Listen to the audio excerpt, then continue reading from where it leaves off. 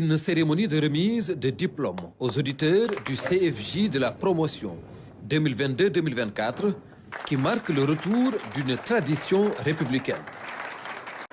Cette 19e promo est forte de 35 jeunes magistrats prêts à assumer les lourdes responsabilités qui leur incombent au service de la nation et de l'idéal de justice.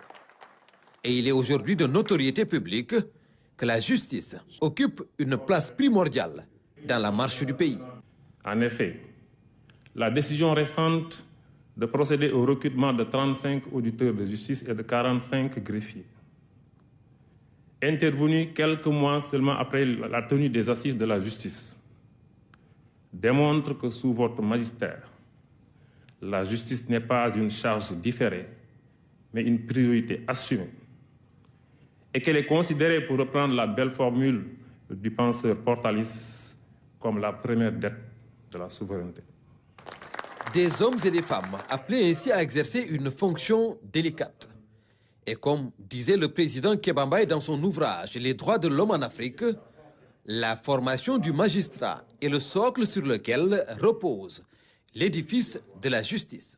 Admis désormais dans le prestigieux corps des magistrats, je ne doute point que vous êtes suffisamment outillés pour vous acquitter convenablement de la lourde mais exaltante mission de rendre la justice en toute indépendance et à l'aune d'une introspection éthique et morale permanente. Sans éthique et humilité, sans morale et responsabilité, l'honneur de juger ses semblables n'est en réalité que damnation. Chers récipiendaires, n'oubliez pas que vous avez intégré un corps d'une grande réputation, qui doit toujours demeurer une référence. C'est cela votre sacerdoce. Gardez à l'esprit que c'est par l'accomplissement correct des devoirs de votre charge que vous serez en mesure de réaliser l'ambition d'excellence qui vous incombe. Une promotion dont le parrain a un parcours exceptionnel. Légende vivante aux valeurs reconnues par ses pairs, le doyen Ousmane Camara a eu à exercer parmi les plus hautes fonctions de l'administration sénégalaise et dans la hiérarchie judiciaire. C'est la consécration du juste mérite. Tant vous incarnez le modèle de probité et de droiture que l'on rêve d'offrir à ceux qui démarrent leur carrière. Votre sens aigu de la justice, votre attachement indéfectible aux principes d'éthique et de déontologie font de votre parcours une source d'inspiration pour ces jeunes magistrats. Dans un de nos entretiens, vous me disiez tout récemment, avec le sens de la formule qu'on vous connaît, que la fonction ne doit jamais primer sur la conscience.